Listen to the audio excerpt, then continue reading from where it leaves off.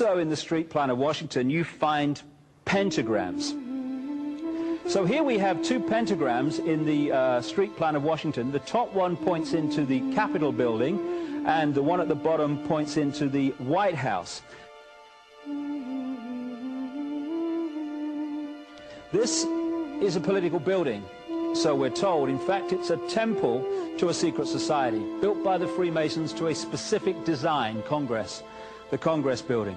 Where did it get its name from? Capitol Hill, from a sacred place of the Roman Brotherhood going way back called Capitoline Hill. And when Madeleine Albright, high priestess of this brotherhood, became Secretary of State, and she went across on her first overseas visit to Europe, she actually went to Rome and made an official visit, what for her would have been a pilgrimage to Capitoline Hill in Rome, and that's where we get Capitol Hill from. This is George Washington.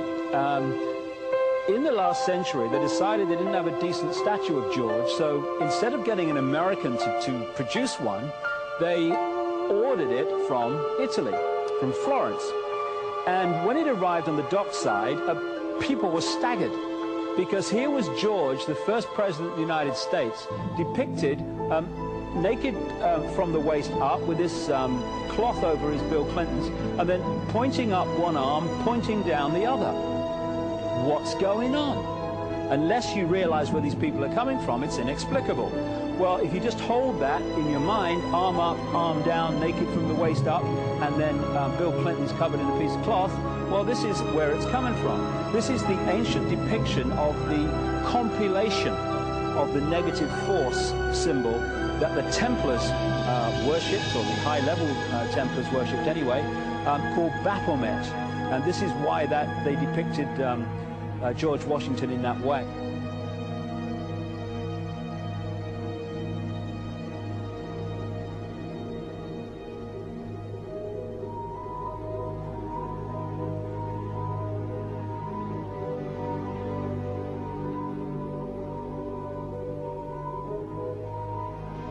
What has come to light is that it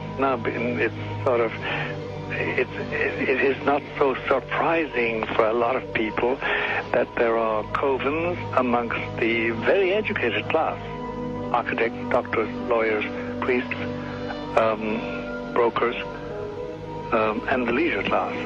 These are people who have made pacts with the devil.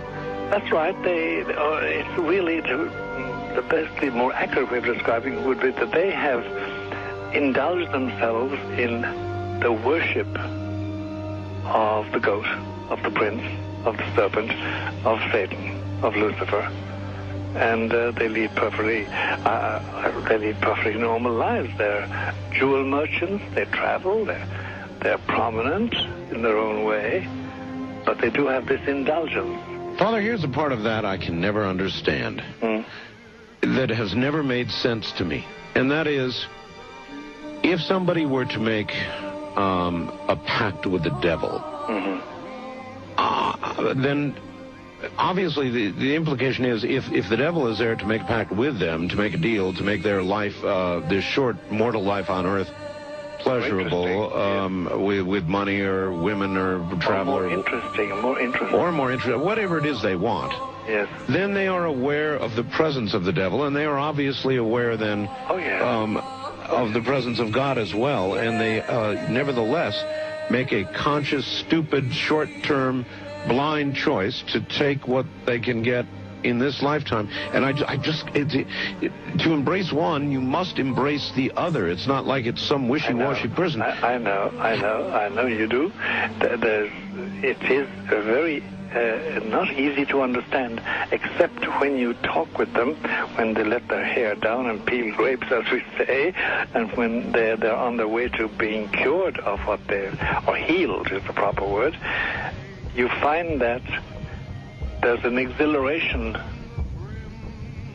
and a satisfaction which is both sensual and sexual and mental when they really indulge in Luciferian worship. There is a peculiar exhilaration. Like a drug, then?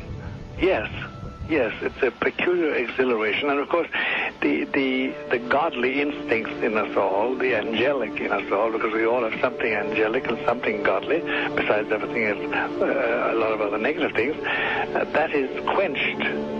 And you find in them a horror of anything, what we call sacred and holy, or sacrosanct, or the idea of the idea of the sacred, of the awesome.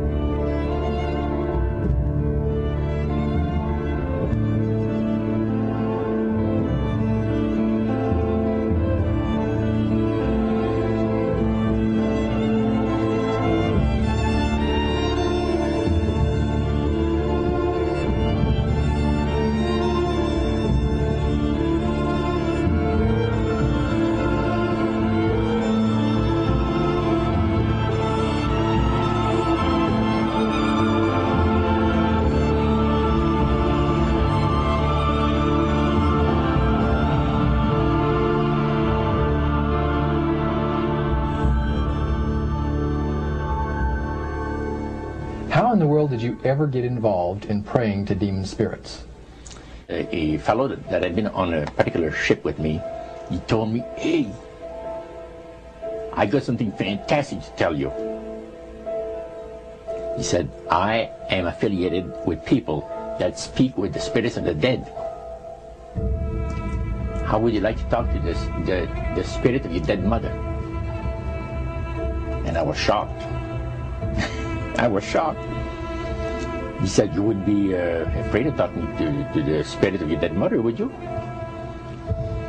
Well, I said, "I'll tell you what, I would have to give that some thought, because it's something I never thought about before in my life." Most of us probably haven't. A little afraid of something like that. Well, he says, you know, it's written all over your face. You're afraid of going to a seance.